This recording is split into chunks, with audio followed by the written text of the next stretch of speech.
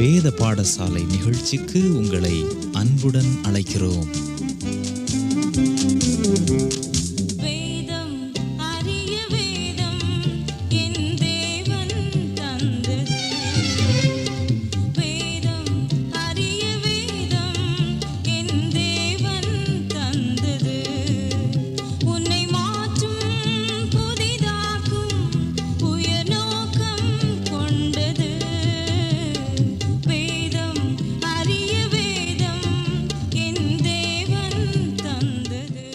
கிறிஸ்துவுக்குள் பிரியமானவர்களே, இன்றைய நிகழ்ச்சிக்கு உங்களை மிகவும் மகிழ்ச்சியோடு வரவேற்கிறோம். இன்று விசுவாசிகள் சிறந்த மாதிரிகளாக வாழவில்லை என்பதே விசுவாசிகள் மீது சாட்டப்படும் குற்றச்சாட்டாகும். யாக்கோபு மிகவும் பரிசுத்தமான மனிதர். இயேசு கிறிஸ்துவின் முதல் தலைமுறை திருச்சபைக்கு இவர் தமது நிருபத்தை எழுதுகிறார்.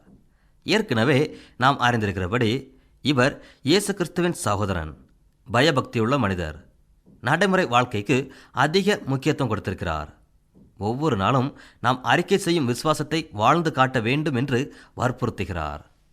மேலும் இவர் மேலோட்டமான காரியங்களில் அதிக விருப்பம் காட்டவில்லை. மனித வாழ்க்கையில் காணப்படும் மேலோட்டமான தன்மைகளை இவர் முக்கியப்படுத்தி காட்டாமல் உள்ளான தன்மையை உயர்வாக எண்ணினார். நம்மை அழிக்கும் மற்றும் நமக்கு உயிர் கொடுக்கும் பண்புகளை நாம் அனைவரும் புரிந்து கொள்ள வேண்டும் என்பதற்காக அப்படிப்பட்ட பண்புகளை தம்முடைய நிருபத்தின் மூலம் நமக்கு போதிக்கிறார். மட்டுமல்லாது பாவத்தின் காரணங்களையும் அதன் விளைவுகளையும், இரட்சிப்பின் காரணங்களையும் அதன் விளைவுகளையும் நமக்கு தெளிவுபடுத்தி கூறுகிறார். பரிசுத்தமாக வாழ வேண்டியதன் அவசியத்தையும் பரிசுத்த வாழ்க்கையில் காணப்படும் பண்புகளையும் யாக்கோபு நமக்கு கூறுகிறார். தம்முடைய நிருபம் முழுவதிலும் பரிசுத்த வாழ்க்கையையே முக்கியப்படுத்தி பேசுகிறார். பரிசுத்த தன்மையே அவருடைய வாழ்க்கையையும் ஊழியத்தையும் உந்தி தள்ளிற்று. தம்முடைய நிருபத்திலே யாக்கோபு கிரியைக்கு அதிக முக்கியத்துவம் கொடுத்திருக்கிறார். அவர் எழுதிய ஒவ்வொரு அதிகாரத்திலும் ஒவ்வொரு வசனத்திலும் பரிசுத்தமான வாழ்க்கை வாழ்வதற்கான சவாலை நமக்கு கொடுத்திருக்கிறார். யாக்கோபு நிருபத்தின் முழு கருத்தையும் இரத்தின சுருக்கமாக ஒரே வாக்கியத்தில் கூறிவிடலாம். அது என்னவென்றால், நாம் விசுவாசிப்பதை செயலில் காட்டுவோம் என்பதே. இன்றைய சமுதாயத்திற்கு சமய சொற்பொழிவு தேவையற்றது, நடைமுறை வாழ்க்கையே முக்கியம். இந்த கருத்தை தழுவியே யாக்கோபு தன் நிருபத்தை எழுதுகிறார். 2ஆம் அதிகாரத்தின் இறுதியில் யாக்கோபு நமக்கு கற்றுக் கொடுக்கும் பாடம் என்னவென்றால், விசுவாசம் மட்டும் நமக்கு போதாது, நம்முடைய விசுவாசமானது கிரியைகளினால் உறுதிப்பட வேண்டும் என்பதே ஆகும். நம்முடைய விசுவாசமானது கிரியைகளினால், நம்முடைய வாழ்க்கையினால் உறுதிப்படுத்தப்படாவிட்டால் நம்முடைய விசுவாசம் உயிரற்ற சரீரத்திற்கு சமம் என்று கூறுகிறார். இங்கு அவர் முக்கியப்படுத்தி கூறும் காரியம் என்னவென்றால், விசுவாசத்தினாலே நாம் ரட்சிக்கப்படுகிறோம். ஆனால் நம்மை ரட்சிக்கும் விசுவாசத்தை தனிமைப்படுத்த முடியாது அல்லது தனியாக இருக்காது. இங்கே யாக்கோபின் கருத்து பவுலின் விசுவாசத்தினால் நீதிமானாக்கப்படுவான் என்ற கருத்திற்கு எதிரடையாக நிற்கவில்லை. கலாத்தியர், ரோமர் போன்ற நிருபங்களிலே விசுவாசத்தினால் நீதிமானாகுதல் என்ற கருத்தை பவுல் கூறும்போது, நம்முடைய ரட்சிப்பிலே பங்கு வகிக்கும் கிரியைகளையும் பவுல் கூறியுள்ளார். நம்முடைய விசுவாசத்தினால் நாம் ரட்சிக்கப்படுகிறோம். ஆனாலும் நம்முடைய விசுவாசமானது கிரியைகளினால் உறுதிப்படுத்தப்பட வேண்டும்.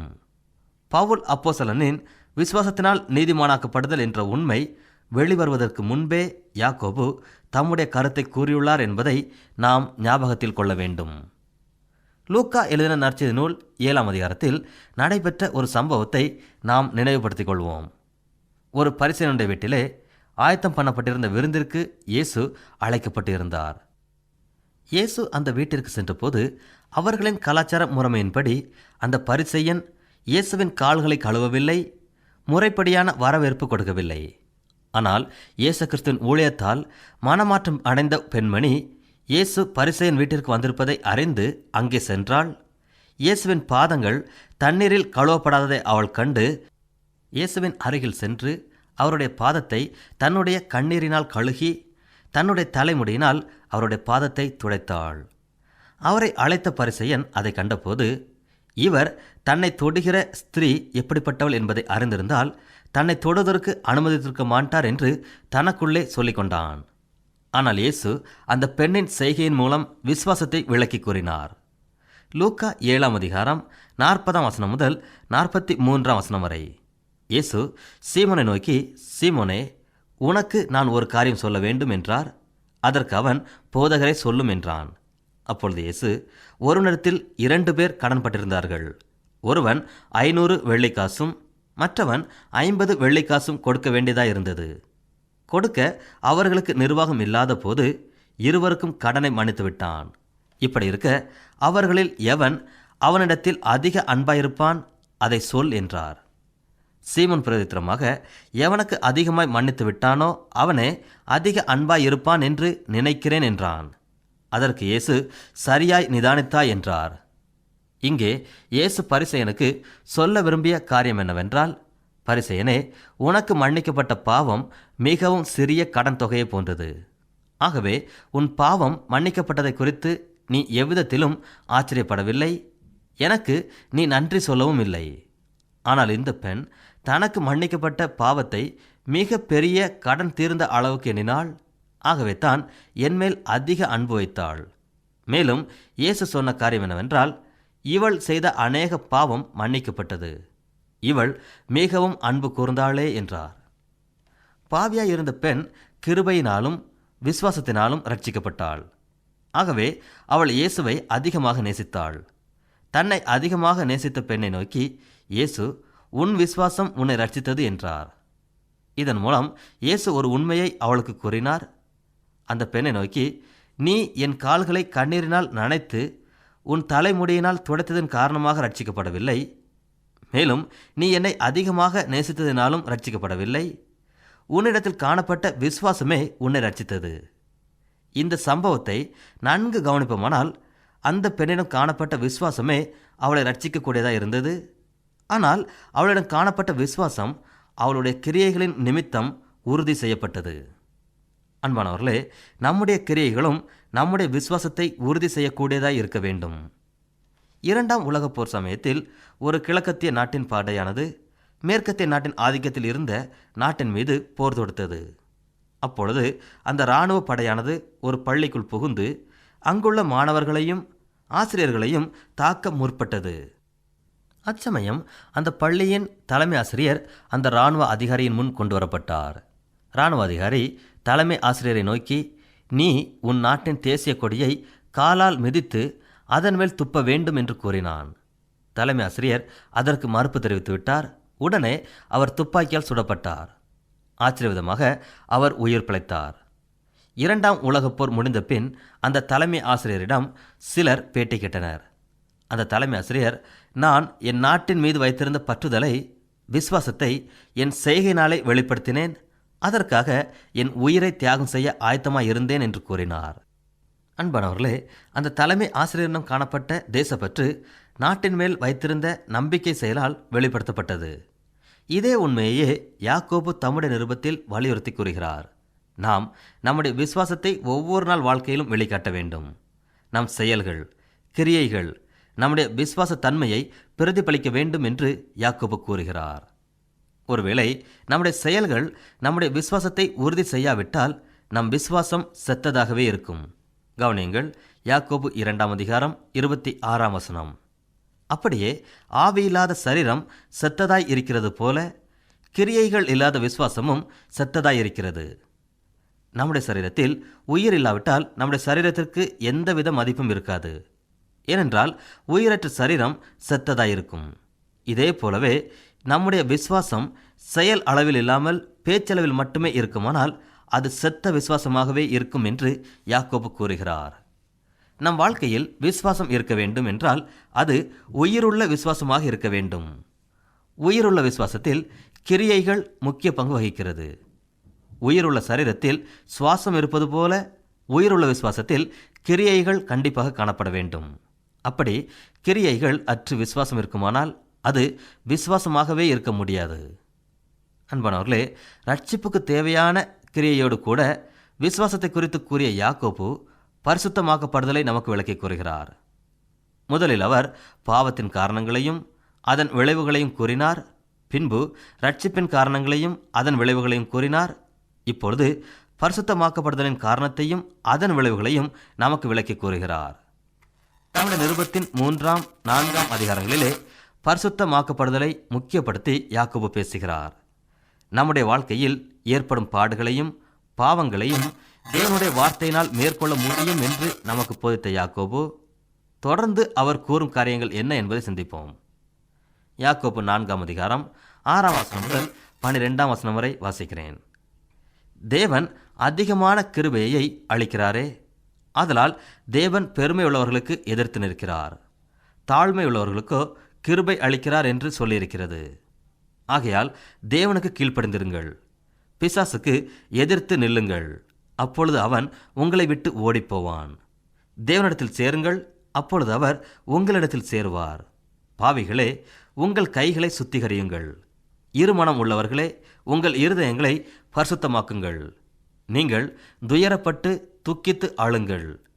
உங்கள் நகைப்பு துக்கிப்பாகவும் உங்கள் சந்தோஷம் சஞ்சலமாகவும் மாறக்கடவது. கர்த்தருக்கு முன்பாக தாழ்மைப்படுங்கள், அப்பொழுது அவர் உங்களை உயர்த்துவார். சகோதரரே, ஒருவருக்கொருவர் விரோதமாய் பேசாதிருங்கள். சகோதரனுக்கு விரோதமாய் பேசி தன் சகோதரனை குற்றப்படுத்துகிறவன் நியாயப்பிரமாணத்திற்கு விரோதமாய் பேசி நியாயப்பிரமாணத்தை குற்றப்படுத்துகிறான். நியாயப்பிரமாணத்தை குற்றப்படுத்துவாயானால் நீ நியாயப்பிரமாணத்தின்படி செய்கிறவனாயிராமல் அதற்கு நியாயாதிபதியாயிருப்பாய். நியாயப்பிரமாணத்தை கட்டளையிடுகிறவர் ஒருவரே, அவரே ரட்சிக்கவும் அழிக்கவும் வல்லவர். மற்றவனை குற்றப்படுத்துகிறதற்கு நீ யார்? 4ஆம் அதிகாரத்தில் உள்ள இந்த வசனங்கள் அநேக நடைமுறை உண்மைகளை நமக்கு கற்றுக் கொடுக்கின்றன. யாக்கோபு இங்கு கூறும் முக்கியமான காரியம் என்னவென்றால் தேவனுக்கு கீழ்ப்படிந்திருங்கள் என்பதே ஆகும். பாவ இச்சைக்கும் பாவ மகிழ்ச்சிக்கும் தீர்வு கொடுக்கும் பரிசுத்தமாக்கப்படுதல் நமக்கு வேண்டுமானால் நாம் தேவனுக்கு கீழ்ப்படிந்து வாழ வேண்டும். தேவனுக்கு கீழ்ப்படிந்து வாழுதல் நம்மிடம் இருக்கும் ஆவிக்குரிய ஆயுதமாகும். ஆவிக்குரிய வாழ்க்கையை நாம் காத்து கொள்ள வேண்டுமானால் நாம் பிசாசுக்கு எதிர்த்து நிற்க வேண்டும். அப்பொழுது பிசாசு நம்மை விட்டு ஓடிப்போவான்.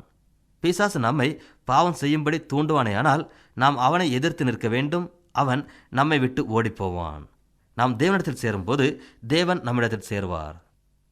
இந்த நிருபத்தை நாம் சற்று தெளிவாக கவனிப்போமேயானால் இயேசு கிறிஸ்துவைப் போல அவருடைய சகோதரனாகிய யாக்கோபும் நடைமுறை வாழ்க்கையை முக்கியப்படுத்தி பேசுகிறார். மனம் திரும்பிய மைந்தன் உவமையை இயேசு சொல்லும்போது தேவனின் அன்பை அவர் விவரித்து கூறுகிறார். தந்தைக்கு கீழ்ப்படியாத மகன் தந்தையை விட்டு தூர தேசத்திற்கு புறப்பட்ட போது தந்தை தன்னுடைய மகனின் விருப்பத்திற்கு எந்தவித மறுப்பும் தெரிவிக்கவில்லை. தூர தேசத்திற்கு சென்ற மகன் பாவத்தின் அகோர தன்மையை அனுபவித்தான். தான் எடுத்த முடிவானது தீமையானது என்று உணர்ந்தான்.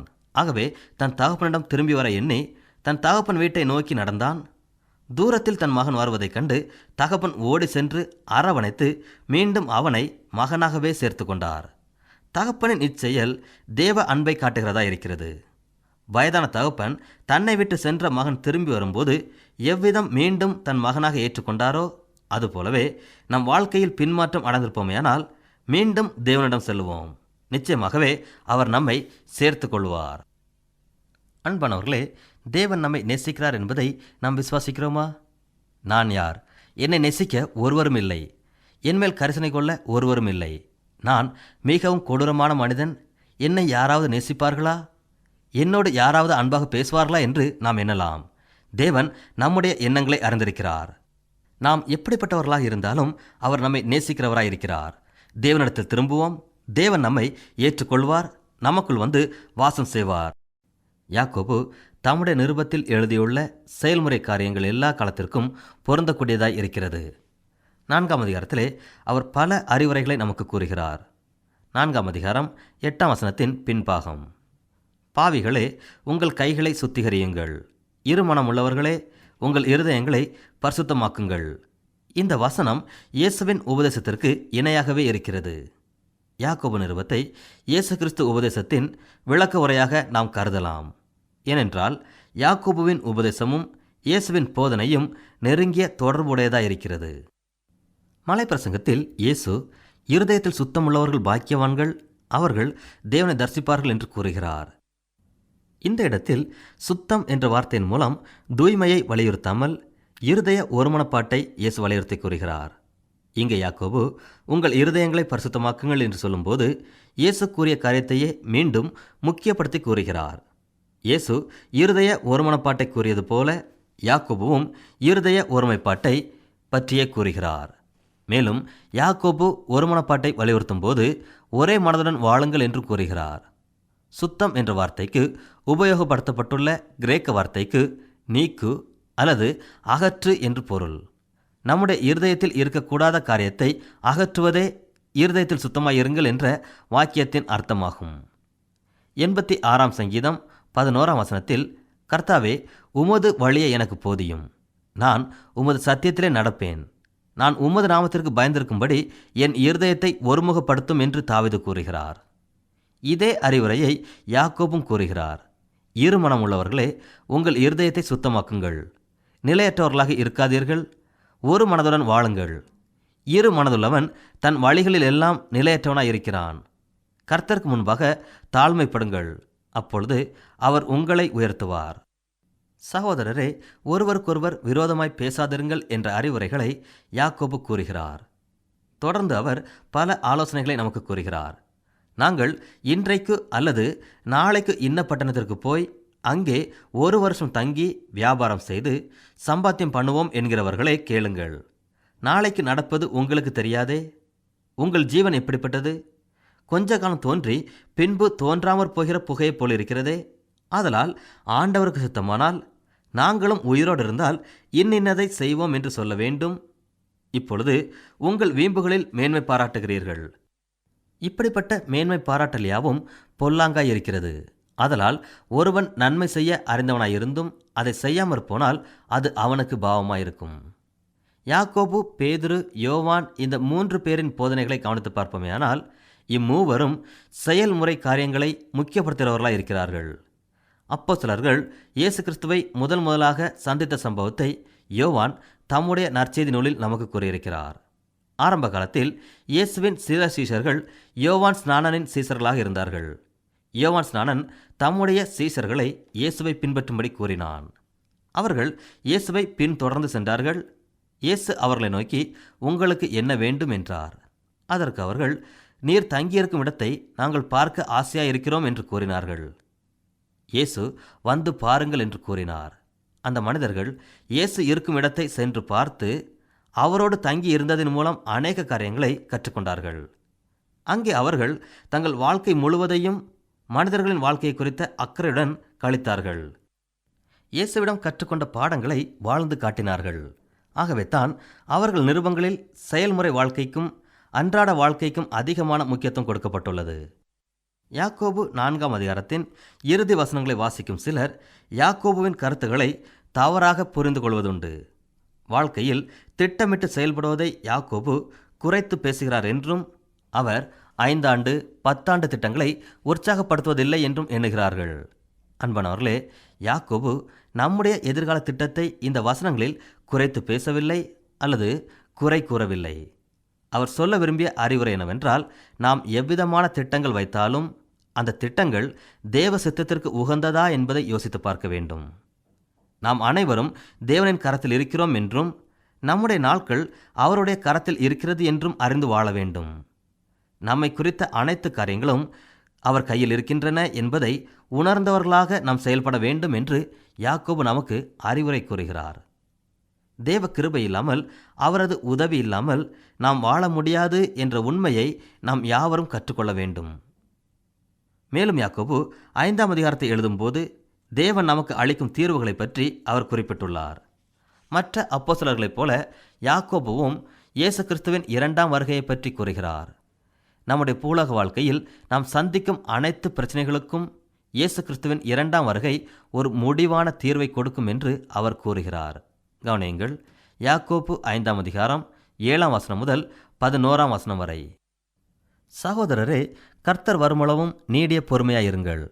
இதோ, பயிரிடுகிறவன் பூமியின் நற்பலனை அடைய வேண்டுமென்று முன்மாறியும் பின்மாறியும் வருமளவும் நீடிய பொறுமையோடு காத்திருக்கிறான். நீங்களும் நீடிய பொறுமையோடு இருந்து உங்கள் இருதயங்களை ஸ்திரப்படுத்துங்கள். கர்த்தரின் வருகை சமீபமாயிருக்கிறதே. சகோதரரே, நீங்கள் நியாயந்தீர்க்கப்படாத படிக்கு ஒருவருக்கொருவர் விரோதமாய் முறையிடாதிருங்கள். இதோ, நியாயாதிபதி வாசற்படியில் நிற்கிறார். என் சகோதரரே, கர்த்தருடைய நாமத்தினாலே பேசின தீர்க்க தரிசனங்களை துன்பப்படுத்துதலுக்கும் நீடிய பொறுமைக்கும் திருஷ்டாந்தமாக வைத்துக் கொள்ளுங்கள். இதோ, பொறுமையாய் இருக்கிறவர்களை பாக்கியவான்கள் என்கிறோமே. யோபுவின் பொறுமையை குறித்து கேள்விப்பட்டிருக்கிறீர்கள். கர்த்தருடைய செயலின் முடிவையும் கண்டிருக்கிறீர்கள். கர்த்தர் மிகுந்த இரக்கம் உள்ளவராய் இருக்கிறாரே. பழைய ஏற்பாட்டு தீர்க்கதரிசிகளும் புதிய ஏற்பாட்டில் உள்ள ஒவ்வொரு புத்தகத்தை எழுதிய ஆசிரியர்களும் இயேசு கிறிஸ்துவின் இரண்டாம் வருகையை முக்கியப்படுத்தி பேசுகிறார்கள். அவர்கள் இயேசுவின் இரண்டாம் வருகையை முக்கியப்படுத்தி பேசிட ஒரு நோக்கம் இருந்தது. அவரின் இரண்டாம் வருகையின் மூலம் உலகத்தில் உள்ள அனைத்து தீய செயலுக்கும் ஒரு முடிவு கட்டப்படும். மேலும் கிறிஸ்துவின் இரண்டாம் வருகை மனித வரலாற்றிற்கு ஒரு முடிவை கொண்டு வரும். இவ்விதம் கிறிஸ்துவின் இரண்டாம் வருகையை எடுத்து கூறும் யாக்கோபு நம்முடைய நடைமுறை வாழ்க்கைக்கு அவர் கூறும் ஆலோசனை என்னவென்றால், இயேசு கிறிஸ்து வருகிறதுனாலே ஒருவருக்கொருவர் விரோதமாய் முறையிடாதிருங்கள், பிறரை குற்றம் சுமத்தி வாழாதிருங்கள். இயேசுவின் இரண்டாம் வருகையை கூறும் ஒவ்வொரு தீர்க்கதரிசியும் வேதாகம ஆசிரியரும் நம்முடைய நடைமுறை வாழ்க்கையை குறித்து கரிசனை உடையவர்களாக இருக்கின்றனர். அன்பானவர்களே, அவரின் வருகை சமீபமாக இருக்கிறது. இன்னும் நாம் பிறருக்கு விரோதமாய் அவதூறு பேசுகிறோமா? பிறருக்கு விரோதமாய் முறையிடுகிறவர்களாய் காணப்படுகிறோமா? நம்மை சற்று யோசித்து பார்ப்போம். நம்முடைய விசுவாச வாழ்க்கையிலே நாம் பிறருடைய குறைகளையும் அவர்களது வாழ்க்கையை குறித்தும் பேசுகிறவர்களாக இருப்போமேயானால், அப்படிப்பட்ட தன்மை நம்மை விட்டு போக தேவனிடம் நாம் ஜெபிக்க வேண்டும். நம்முடைய சமூகத்தில் இல்லாத ஒருவரை குறித்து குறை கூறுவது, அவரை இகழ்ந்து பேசுவது தேவனுக்கு பிரியமில்லாத செயல். அப்படிப்பட்ட செயல்களிலிருந்து நாம் விடுபட்டு வாழ வேண்டும் என்று தேவன் விரும்புகிறார். 5ஆம் அதிகாரத்தின் இறுதி வசனங்களில் சரீர வாழ்க்கையை குறித்து யாக்கோபு பேசுகிறார். சரீர வாழ்க்கை என்பது திருச்சபையின் வாழ்க்கையாகும். திருச்சபையில் இருக்கும் ஒவ்வொரு உறுப்பினர்களும் பிறருக்கு ஊழியம் செய்கிறவர்களாக இருக்க வேண்டும். அதாவது திருச்சபையில் இருக்கும் அனைவரும் ஒருவருக்கொருவர் ஊழியம் செய்து கொள்ள வேண்டும். இந்த திருச்சபை ஊழியத்தை குறித்து நாம் புதிய ஏற்பாட்டில் அநேக இடங்களில் வாசிக்கிறோம். பரிசுத்த ஆவியானவரால் திருச்சபையில் உள்ள ஒவ்வொருவருக்கும் கொடுக்கப்பட்டுள்ள ஆவிக்குரிய வரமானது திருச்சபையை கட்டி எழுப்புகிறதா இருக்க வேண்டும். மேலும் இந்த வரங்களினால் திருச்சபை மக்கள் மீது அக்கறை கொண்டு வாழ வேண்டும். தேவன் நம் ஒவ்வொருவருக்கும் கொடுத்துள்ள ஆவிக்குரிய வரமானது மற்றவர்களுக்கு பிரயோஜனமாக இருக்க வேண்டும். 5ஆம் அதிகாரத்தின் இறுதி வசனங்களில் யாக்கோபு கொடுக்கும் தியான காரியங்களை நாம் சற்று தெளிவாக சிந்திப்போம். நீங்கள் சொஸ்தமடையும்படிக்கு உங்கள் குற்றங்களை ஒருவருக்கொருவர் அறிக்கையிட்டு ஒருவருக்காக ஒருவர் ஜெபம் பண்ணுங்கள். நீதிமான் செய்யும் ஊக்கமான வேண்டுதல் மிகவும் பலனுள்ளதாக இருக்கிறது. இந்த வசனத்தின் மூலம் யாக்கோபு நமக்கு கூறும் காரியம் என்னவென்றால், 2 விசுவாசிகள் ஒன்று சேரும்போது அவர்கள் இருவரும் ஒருவருக்கொருவர் உண்மையுடன் நடந்து கொள்ள வேண்டும். உண்மையுடன் இருப்பது என்றால் நாம் மற்றவர்களின் குற்றத்தை சுட்டிக்காட்ட வேண்டும் என்பது பொருள் அல்ல. அல்லது மற்றவர்களிடம் சென்று இப்படிப்பட்ட குற்றங்களை தவறுகளை உங்களிடம் கண்டுபிடித்தேன், அவைகளை திருத்திக் கொள்ளுங்கள் என்று சொல்லாமல், நாம் அவரிடம் சென்று நம் வாழ்க்கையில் கடந்து வந்த பாவ காரியங்களை அல்லது பாவத்தை நாம் மேற்கொண்ட தன்மையை கூற வேண்டும். அப்பொழுது அவரை நமக்காக ஜெபிக்க சொல்ல வேண்டும். அந்த நேரத்தில் அவர் தன்னுடைய குற்றங்களை அறிக்கை செய்யலாம். அப்பொழுது நாம் அவருக்கு ஜெபிக்க வேண்டும். நாம் பாவ சோதனை மேற்கொள்ள அவருக்காக மன்றாட வேண்டும். இவ்விதம் ஒருவருக்கொருவர் ஜெபம் செய்யும் போது ஆவிக்குரிய வாழ்க்கையில் குணப்பட்டவர்களாக வாழ முடியும். ஆவிக்குரிய வாழ்க்கையில் நாம் சுகத்துடன் வாழ முடியும். இவ்விதம் நாம் ஒருவருக்கொருவர் ஊக்கமாக ஜெபம் செய்ய வேண்டும். அது நமக்கு பலனை கொடுக்கும். சில சமயங்களில் இயேசு கிறிஸ்துவின் சரீரமான திருச்சபையில் இருக்கும் நாம் ஒருவரை ஒருவர் ஏமாற்றுகிறவர்களாக இருக்கிறோம். நம்முடைய பாரத்தை மற்றவர்களிடம் பகிர்ந்து கொண்டு ஜெபம் செய்வது இல்லை. திருச்சபைக்கு வரும்போது நம்மை சுகமான தன்மையுடன் இருப்பதாக காட்டிவிட்டு திருச்சபை ஆராதனை முடிந்து செல்லும் போது சோகத்துடனும் கண்ணீருடனும் வாழ்கிறவர்களாக இருக்கிறோம். இவ்விதம் நாம் ஒருவரை ஒருவர் ஏமாற்றி கொண்டு வாழ்கிறோம். அன்பானவர்களே, திருச்சபையில் ஆவிக்குரிய வாழ்க்கையில் முதிர்ந்து காணப்படும் நண்பர்களை அணுகி நம்முடைய மனப்பாரங்களை பகிர்ந்து கொள்ள வேண்டும். பாவத்தின் போராட்டங்களை பகிர்ந்து கொள்ள வேண்டும். அப்பொழுது நாம் ஒருவருக்கொருவர் ஜெபிக்கலாம். ஒருவருடைய ஜெப காரியங்களை பகிர்ந்து கொள்வதன் மூலம் ஆவிக்குரிய வாழ்க்கையிலே வளர்ச்சி பெற முடியும். நமக்கு இருக்கும் பிரச்சனைகளை மற்றவர்களிடம் பகிர்ந்து கொண்டு ஜெபிக்காவிட்டால் வெளிப்படையில் நாம் மிகவும் நன்றாகவே காணப்படுவோம். ஆனால் உள்ளத்திலே போராட்டம் நிறைந்து காணப்படும். நாம் பிரச்சனையை மறைத்தே வாழ்வோமானால் நாம் அணிந்திருக்கும் முகமூடியானது ஒரு நாள் வெளிப்படும். ஆகவே திருச்சபை விசுவாசிகளுடன், விசுவாச வாழ்க்கையில் இருப்பவர்களுடன் நம் பாரங்களை பகிர்ந்து ஜெபிக்க வேண்டும் என்று யாக்கோபு நமக்கு கூறுகிறார். மேலும் 5ஆம் அதிகாரத்தில் யாக்கோபு மற்றொரு காரியத்தை நமக்கு முக்கியப்படுத்தி காட்டுகிறார்.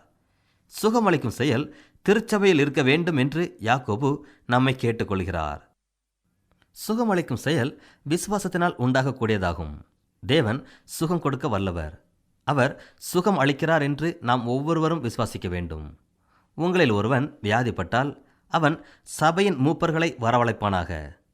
திருச்சபையில் வியாதியுடன் இருப்பவர்கள் தனக்காக ஜெபித்து சுகம் பெறுவதற்கு மூப்பர்களை விசுவாசத்தோடு ஜெபிக்க அழைக்க வேண்டும். மூப்பர்கள் எவ்விதம் ஜெபம் செய்ய வேண்டும் என்று வேதம் சொல்லுகிறது. அவர்கள் கர்த்தருடைய நாமத்தினாலே அவனுக்கு எண்ணெய் பூசி அவனுக்காக ஜெபம் பண்ண கடவர்கள். வியாதியஸ்தன் தலைமேல் பூசப்படும் எண்ணெய் அவனுக்கு சுகம் கொடுக்காது, மாறாக விசுவாசமுள்ள ஜெபமே நோயாளியை குணமாக்கும். இந்த வசனத்தில் எண்ணெய் என்ற வார்த்தைக்கு உபயோகப்படுத்தப்பட்டுள்ள மூல பாஷை மருத்துவத்திற்கு பயன்படுத்தப்படும் எண்ணெயை குறிக்கக்கூடியதாக இருக்கிறது. ஆகவே வியாதியஸ்தர்களுக்கு கொடுக்க வேண்டிய மருந்துகளை கொடுத்து அவர்களுக்காக ஜெபம் செய்யலாம். நம்முடைய விசுவாசம் உள்ள ஜெபம் அவர்களுக்கு சுகத்தை கொடுக்கும் என்று கூறுகிறார். வியாதியஸ்தன் செய்ய வேண்டிய மற்றொரு காரியத்தை யாக்கோபு நமக்கு கூறியுள்ளார். அதாவது வியாதியஸ்தன் ஜெபம் செய்வதற்கு முன்பாக தன்னுடைய பாவங்களை அறிக்கை செய்ய வேண்டும். ஒருவேளை அறிக்கை செய்யாத பாவங்கள் ஒருவனுக்கு இருக்கும் வியாதிக்கு காரணமாக இருக்கலாம். ஆகவே சுகம் பெற விரும்பும் ஒவ்வொருவரும் பாவத்தை அறிக்கை செய்ய வேண்டும். அன்பானவர்களே, உயிர்த்தெழுந்த இயேசு கிறிஸ்து நம்முடைய விசுவாச ஜெபத்திற்கு பதில் கொடுப்பார். நாம் ஜெபிக்கும் வியாதியஸ்தர்களுக்கு சுகம் கொடுப்பார். திருச்சபையை பொறுப்படுத்தி வழிநடத்தும் தலைவர்கள் சுகமளிக்கும் ஊழியத்தை செய்ய வேண்டும். ஏனென்றால் திருச்சபையில் உள்ள ஆடுகளுக்கு திருச்சபை தலைவர்களே கரிசனை காட்ட வேண்டும், பொறுப்படுத்தி நடத்த வேண்டும். கிறிஸ்தவ பண்புகளை செயல் வடிவில் நாம் வெளிக்காட்டுவோம். குணமடைந்த வாழ்க்கை வாழ்வோம். மற்றவர்களை குணப்பட்ட வாழ்க்கைக்கு நேராக வழி நடத்துவோம்.